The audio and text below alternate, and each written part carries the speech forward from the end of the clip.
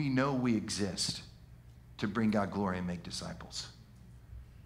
That's why you have the job you have. That's why you have the retirement you have. That's why you have the semi-retirement that you have. That's why you're even here, maybe just visiting us, is because God sent you here to bring him glory and make disciples everywhere you go. I mean, that's a switch you never turn off. That's a light you never unplug, a candle you never blow out.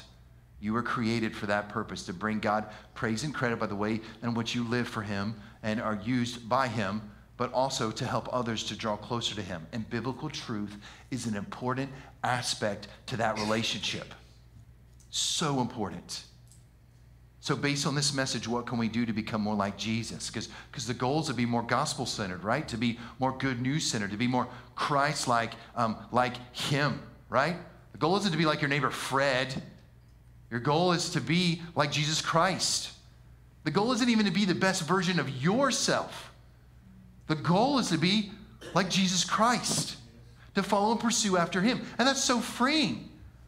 Could you just be less exhausted today in trying to be the best version of yourself and instead just take up your cross and follow him and let him guide and lead and tell you which way to go? Man, just breathe out a little bit. Let go. Stop white knuckling life and just go, Lord, I'm just going to follow you open-handed all the way, all the time, with all of your time, with all of your talents and all of your resources. So let's talk about your worship, because we're worshiping him now. We worship him individually. Go to God and find out what's right and true. Right? So just common knowledge. If you don't know what's right, it's going to be really hard to do it. Right? If you don't know if it's right, how can you? You can't. So you've got to find out. So pray often. Worship in the local church often. Watch things that teach well online often. Do life together with other Christians. I mean, the list is unending of the joys and the challenges that God gives us in order to find out what's right and true. So there's grace when you don't know, but there's no excuse for saying, I can't find out, because he's given his word to you. He's given his son all the way into death and resurrection to say, here's how you can know what truth is. Now, isn't that cool? Isn't that amazing? No, I'm not. Now, look, if you have a test to take or some exam at work to do and you didn't prepare for that, I don't know if God's going to be like, here's the answer to that. You know? It's about faithfulness, right? Obedience is greater than sacrifice. Because I've tried those prayers. Lord, I didn't study. Give me the answers. He's like, no. You will fail because that's what you earn.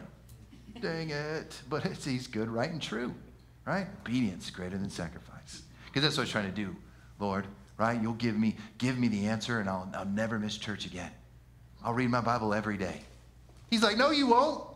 You still owe me from 1985 when you made that prayer, and you still haven't fulfilled that. Let's talk about community. When you're around two or more people,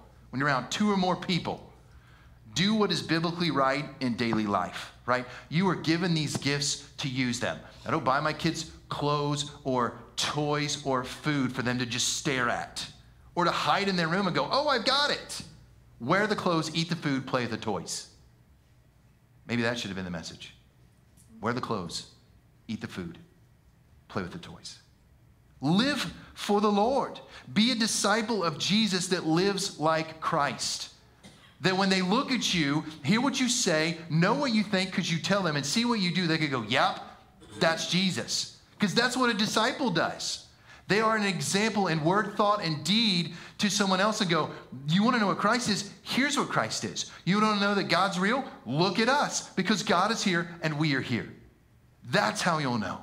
So when you're in a community, do that. And you can make biblically right decisions. Is it going to cost you something? Yes. I love to say it isn't always easy, but it is always better to serve the Lord. Remember, let's just eliminate any, I like to think of it this way, eliminate any awkwardness on the streets of gold in heaven, right? When he's like, oh, I saw you in 2022. Remember that time at work? You didn't stand with me, right? That's weird. Hey, Jesus, thanks for forgiveness. We don't have to live that way. We don't have to worry about that. Let's follow and pursue after him. Here's a great way to serve others. Jesus talks a lot about serving others. The first will be last, the last will should be first. Study the Bible in order to live out what it teaches. I mean, you've got to, I remember when I was going to get my driver's license, and they gave me this book, right? It was the dawn of this thing called the interweb, right? So that really wasn't out there yet.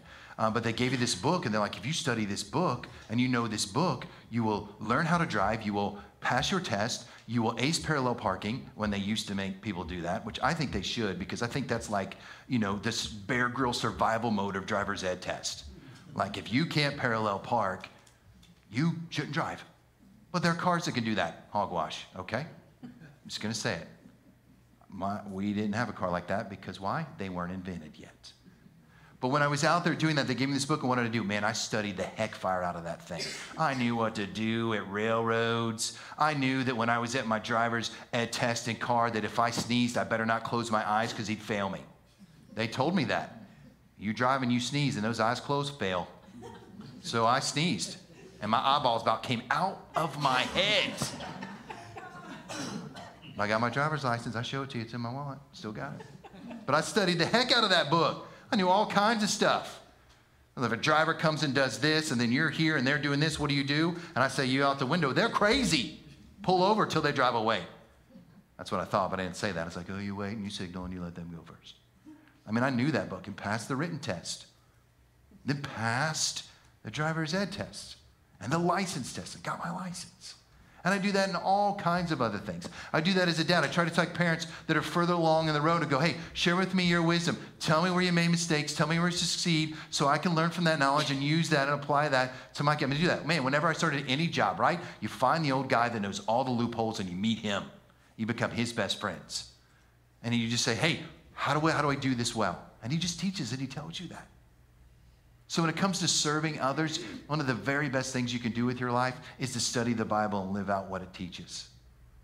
It teaches you to love your enemies, to love your neighbor as yourself. It teaches you to stand for your truth if it costs you and your family everything. Because this life, a mist and a vapor, like the fog this morning, gone. But eternity, forever. Streets of gold, real. Things you've never seen, angels, all those who have come before us, King David, Peter, all there. All there. That's forever. How can we multiply this in others? How can we live this out in such a way that it doesn't only just add, but it multiplies? So this is pretty simple. You have to help others to think, say, and do what is biblically right in the moment. Now, we can teach things and try to help people and give them knowledge for when they face this in the future, but most of our life is lived what? In the moment. Like right now. We're not living in tomorrow. Jesus says, don't even worry about that. It's got what? Enough trouble of its own, which is just a huge relief. But I would say to you this, if you want to help others and serve them and multiply the truth of this one thing, which we're going to look at one last time, that the Bible is the best determiner of what's right and wrong, then you're going to live that out every day. And I say this confidently, no matter what it's going to cost you. And I can say that as someone who bears the scars of living for Christ that has cost me things. But I've never, ever giving up anything for the Lord that he hasn't more abundantly given to me, that I just stood back and was like, wow, that's amazing. I can't believe you did that. It was super hard. But man, look at this that you've done. This great joy that exists because you have helped me through this hard time and you helped me to really celebrate the mountaintops. So I encourage you, this one thing, the Bible is the best determiner of what is right and wrong, good and evil, true or false.